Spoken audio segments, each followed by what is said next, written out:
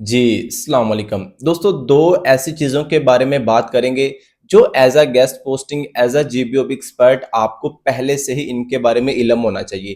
पहली चीज़ ये है कि जब हम एडमंड के साथ डील करते हैं, तो वो जो डील हम जिस भी प्राइस पे साथ उसके साथ फाइनल कर लेते हैं, अब वो हमारी डील को कब तक लेके चलता है। अब इस चीज़ के बारे में हमें क्यों पता होना चाहिए? क्योंकि हमारे साथ एक्चुअली में ऐसा हुआ था कि हमारी ना एक एडमिन के साथ डील थी $75 की, ठीक है। बट हमने आफ्टर अ 6 मंथ जब हमें उस वेबसाइट के ऊपर ऑर्डर आया तो हमने उसको प्लेस करने के लिए एडमिन के पास गए। तो एडमिन ने बोला भाई अब तो जो मेरी प्राइस है वो है $100, जबकि वो $100 में हमने आगे सेल की हुई थी। अब हमें इस चीज का आइडिया नहीं था। उसमें गलती हमारी ये हुई कि जब हमने एडमिन के साथ डील की थी ना, तो हमने इस चीज को फाइनल नहीं किया कि भाई ये जो मेरी $75 में आपके साथ डील हो चुकी है, ये कितने टाइम तक रहेगी, लाइक 6 मंथ तक रहेगी, 1 साल तक रहेगी, कब तक रहेगी। जब वो टाइम गुजर जाएगा ना, उसके बाद फिर हमें उसको दोबारा से वेबसाइट को एनालिसिस करना पड़ेगा। क्योंकि आपको पता है ये जो गेस्ट पोस्टिंग की वेबसाइट होती है ना, एडमन वेबसाइट जो हाई रैंक होती हैं, जब इनके ऊपर हम गेस्ट पोस्ट करवाने के लिए जाते हैं या इसको एनालिसिस करके अपने पास रख लेते हैं ना, तो after a 6 month, after a 1 month, 2 month, 3 month, इसकी जो ट्रैफिक है ना वो ऊपर नीचे होती रहती है। तो अगर तो फर्ज करो उस वेबसाइट की ट्रैफिक ऊपर चली गई है, लाइक फर्ज करो जब मैंने $75 में उसके साथ डील की थी, तब उसकी ट्रैफिक थी 50K, मतलब कि 50,000।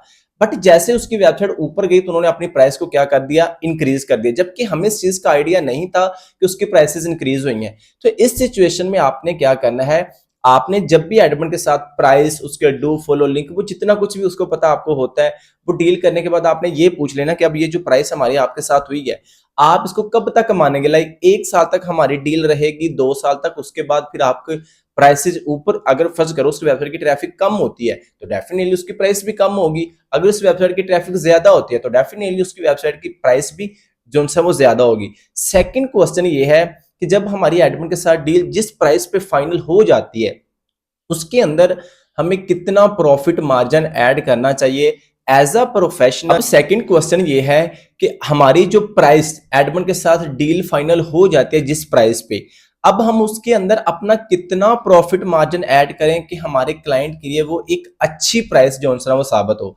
देखो ये चीज हम कभी भी ना इस चीज पे डिपेंड नहीं है कि मैं आपको एक स्पेसिफिक अमाउंट बता दूं कि जी आप अपना इतना प्रॉफिट मार्जिन ऐड कर लें। लाइक फर्ज करो अगर मैं आप लोगों को ये कहता हूं कि अगर मेरी $75 में डील है, तो मैं उसमें फर्ज करो $45 अपना प्रॉफिट मार्जिन ऐड करने के बाद उसकी प्राइस हो जाती है 120, या $25 ऐड करने के बाद उसकी प्राइस हो जाती है 100।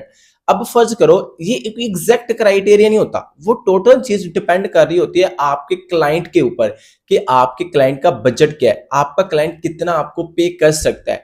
बट अगर हम एक एस्टिमेटेड बताएं ना, बिल्कुल एस्टिमेटेड, अगर तो आपकी डील $20 से $50 के दरमियान है, मतलब $20 से लेकर $50 के दरमियान आपकी डील है एडमन के साथ, देन अपना प्रॉफिट उसके अंदर ऐड करें जस्ट $20। आप चाहे प्रोफेशनल हैं, बट ये कोई एग्जैक्ट क्राइटेरिया नहीं, ये जस्ट मैं एक एस्टिमेटेड आपको जो सा वो फिगर दे रहा हूं कि अगर आप इस तरह ऐड करेंगे तो अगले बंदे के लिए भी इतना ज्यादा, क्योंकि आप बहुत ज्यादा अगर ऐड कर देंगे ना तो लोग मार्केट के अंदर कम ऐड करेंगे, उनकी प्राइसेस आपसे कम होंगी, तो कोई भी बंदा आपके साथ काम नहीं करेगा।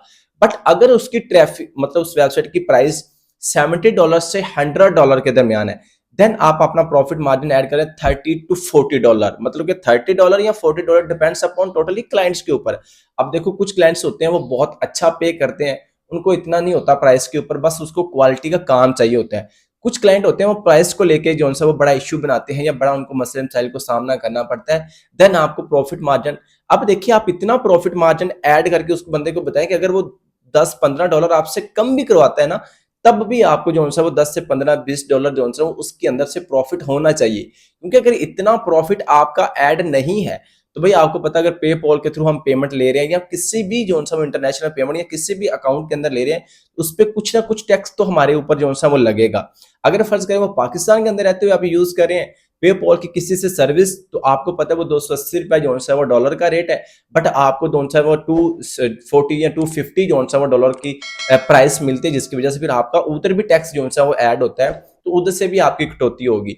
तो आप इन चीजों को माइंड में रखते हुए जो है वो करना है। बट मैं रिकमेंड ये करूंगा कि आपके जब क्लाइंट के साथ कम्युनिकेट होता है ना, तो पता चल जाता है कि इस बंदे का बजट अच्छा है या नहीं है, किस लेवल का इसका बिजनेस है। ये टोटल डिपेंड करता है आपकी नीश, आपकी कैटेगरी के ऊपर। ये मेरी बात याद रखिएगा। फर्ज करो अगर टेक्नोलॉजी, सास base, real estate, banking, finance का लिंक है, देन तो आप फर्ज करें 40 to 50, इवन दैट $100 प्रॉफिट भी रख सकते हैं।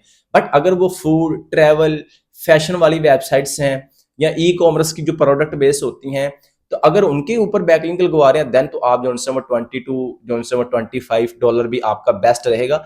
डिपेंड्स अपॉन, क्योंकि जितनी किसी की सर्विस, जितनी किसी की प्रोडक्ट एक्सपेंसिव होगी, वो क्लाइंट उतना ही ज्यादा आपको अच्छा पे करेगा। जितनी किसी की कम होगी, उतना ही आपको कम पे करेगा। बट ये एक मैंने एस्टिमेटेड बताया है, तो इन दोनों चीजों पे फोकस कीजिएगा, इंशाल्लाह आपको बहुत ज्यादा फायदा होगा। Follow for more. Till then, good bye.